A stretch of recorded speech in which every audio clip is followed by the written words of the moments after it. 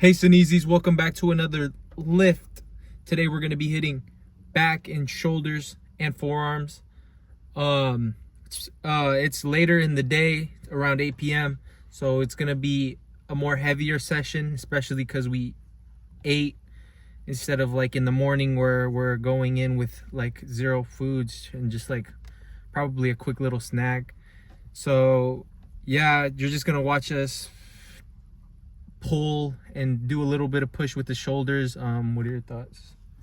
Yeah, it's gonna be a W lift today. Feel great, nice, energized, not too tired. With that being said, let's get into it.